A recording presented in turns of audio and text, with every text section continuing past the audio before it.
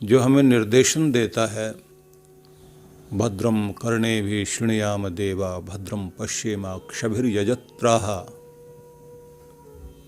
जहाँ भगवान हमें ये संदेश देते हैं कि तुम्हारी भावनाएं क्या हों, तो वहाँ कहा गया भद्रम कर्णेभिः शृणुयाम देवाः।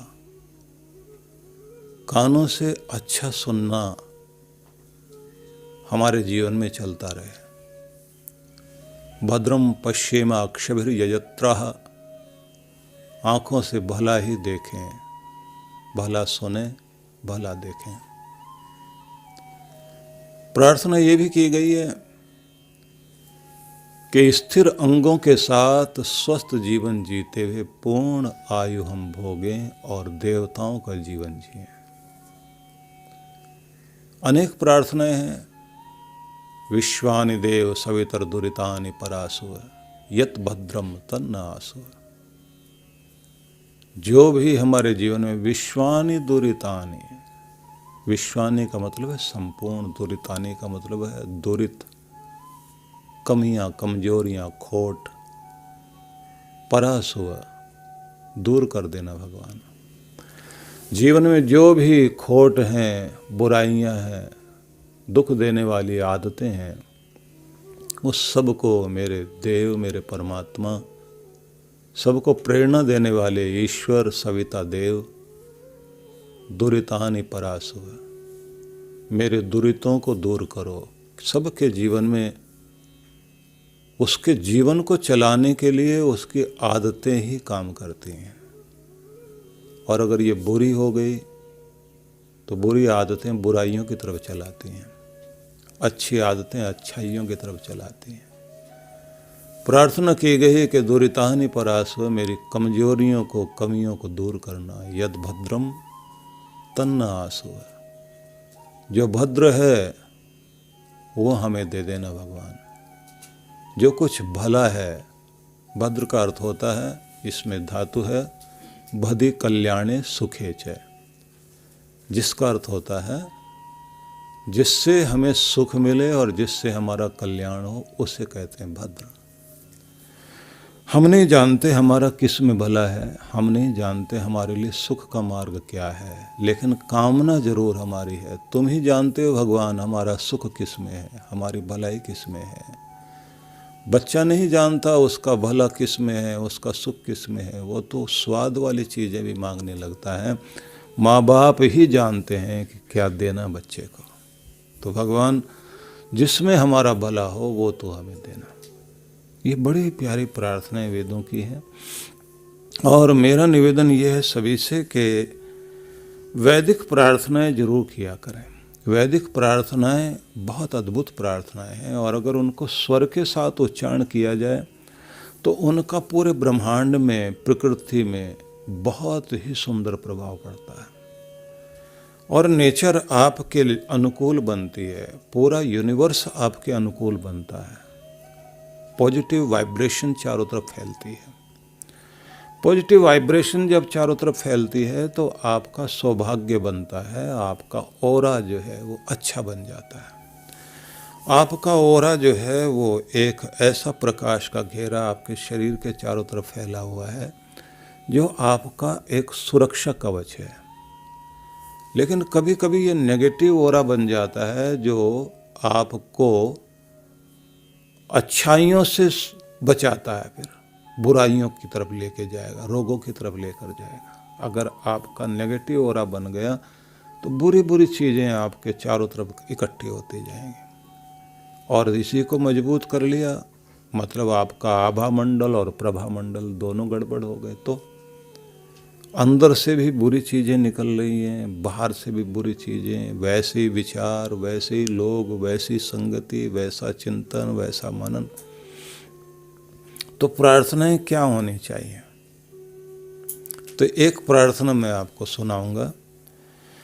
ऋग्वेद के दूसरे मंडल के 21वें सूक्त का ये छठा मंत्र है।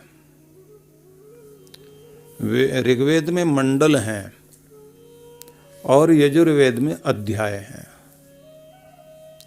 अथर्ववेद वगैरह में कांड हैं। तो आइए पहले हम इस मंत्र पर ध्यान दें।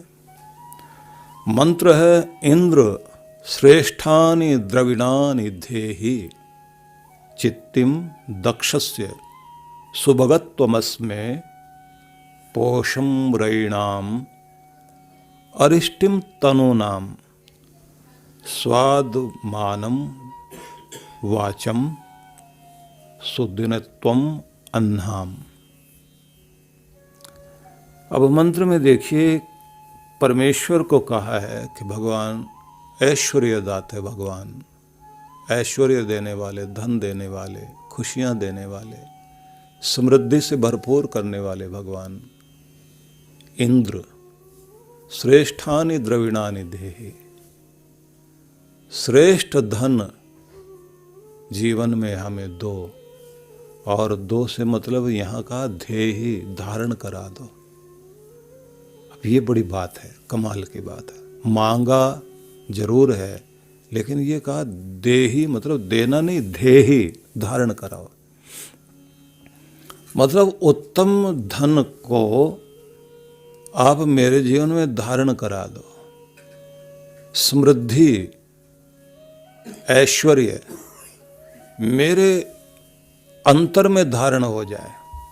अंदर का धन, अंदर का धन कौन सा? मतलब वह चीज, वह चुंबक, वह चुंबकीय शक्ति जो धनों को अपनी तरफ खींचती है। माँ बाप किसी को धनी बना दे बच्चे को, वो धनी नहीं रह पाता। उसका मस्तिष्क धनी बन जाए, हृदय धनी बन जाए, उसके पास वो कौशल, वो विद्या, वो गुणवत्ता, वो विशेषता आ जाए, समृद्धि की कला, समृद्धि का गुण जो उसे माला माल करता है। बच्चों को माँ बाप से बहुत समय तक लगातार सीखना पड़ता है कि धन को कमाया कैसे जाता है, संभाला कैसे जाता है, बचाया कैसे जाता है, और फिर उसे बोया कैसे जाता है, इन्वेस्ट कैसे किया जाता है। जब तक ये नहीं आएगा तो आपका धन आगे बढ़ेगा नहीं। संयोगवश आपको धन मिल भी गया, लॉटरी लग गई, जमीन आपकी हाईवे पर आ गई, मतलब आपकी भूमि, आपके खेतों के पास से कोई हाईवे निकल गया, तो रातों रात अमीर हो गए, आपकी जमीन के रेट बढ़ गए।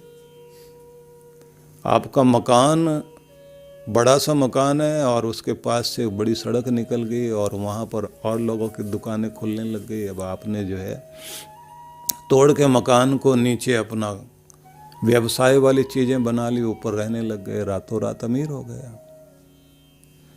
अब अमीरी संयोगवश तो आ गई, सौभाग्य मिल गया, लेकिन टिकेगा कब?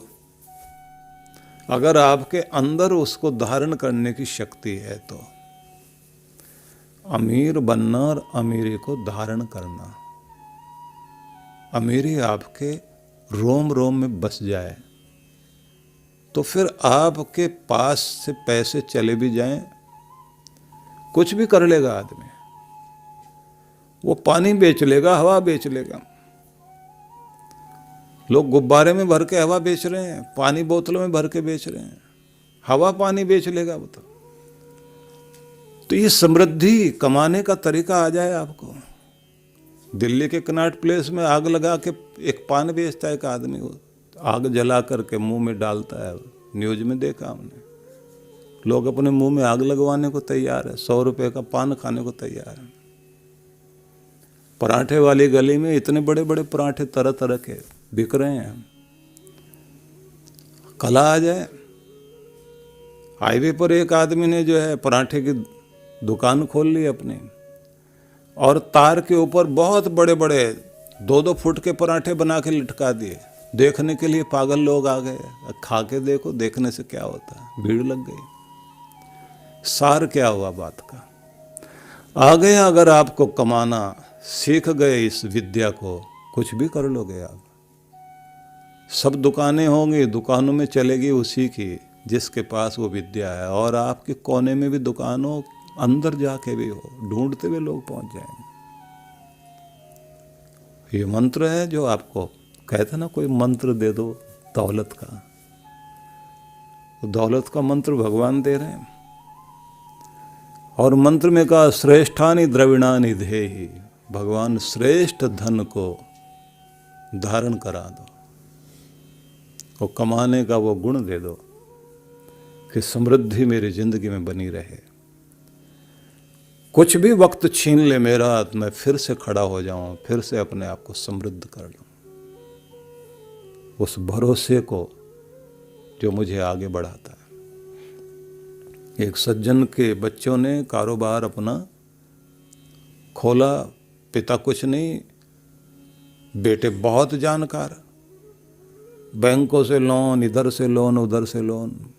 फादर ने समझाया कि बेटा बहुत लोन के चक्कर में मत पड़ो, नहीं आपको बिजनेस नहीं करना आता, अपने पैसे से थोड़ी बिजनेस होता है। आप 100-150 करोड़ दे रहे हो, हम 500 का बिजनेस खोल रहे हैं, अब खोल दिया। थोड़े दिनों में लगा सबसे आगे पहुंच गए हैं, और फिर आ गया झटका। मौसम जैसे बिगड़ते हैं ना, ऐसी स्थितियां बिगड़ती हैं। परिणाम यह हुआ कि रातों रात काम धंधा ठप हो गया और देनदारी बढ़ती चली गई। माल बनाकर बहुत रखा हुआ है, डिमांड है नहीं, सस्ता बहुत हो गया, स्टॉक जमा होता जा रहा है। देनदारी बढ़ते बढ़ते बढ़ते बढ़ते हालत ये हो गई, बैंकों ने ताला लगाना शुरू कर दिया, पुलिस वाले पीछे घूमने लग गए। पिता ने देख लिया ये पागल तो मुझे भी फंसाएंगे, अंदर जेल भिजवाएंगे। उसने अपने आप को बचाया, निकाला बाहर। निकालने के बाद में बच्चों ने मकान तक बिकवा दिया, सब जाता रहा, लेकिन उस व्यक्ति ने हिम्मत नहीं हारी।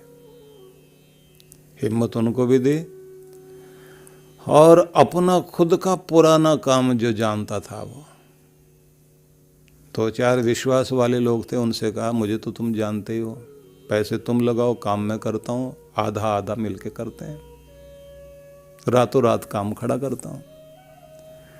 और उसने पुराने वाला काम अपना शुरू किया, और उसके बाद फिर खड़ा हो गया, मूंछों पे ताव दे के बैठा हुआ, और क्या बताता है कि अमीरी वो नहीं है जो तुम कागजों में पढ़ के आए हो, ये यहाँ होती है, करना आ गया काम, फिर से खड़े हो जाओगे। हाँ ये बात है, गुरु पर भगवान पर भरोसा है, सेवा वाला इंसान है, उनकी लाज रखता है भगवान। केवल आपकी बुद्धिमत्ता ही काम नहीं करती, उसकी कृपा, तुम्हारी मेहनत और उसकी रहमत दोनों का मिलना बहुत जरूरी है। जब तक वो दोनों नहीं मिलेंगे तब तक कोई चमत्कार घटता नहीं है। इसलिए ये जो कहा गया है कि तू मेरे ऐश्वर्य दाता भगवान, श्रेष्ठ धन मुझे दे और वो मुझे धारण करा, कि तूने मुझे दिया मैंने आगे दे दिया, या मेरे दिए को कोई ले गया, वक्त छीन ले गया। दक्षिण भारत के महान संत हुए हैं पुरंदरदास, उन्होंने एक परमात्मा की याद में गीत गाया था, जिसका सार ये है कि तू 1000 हाथ वाला है और मैं 2 हाथ वाला, तो मुझ पर कृपा कर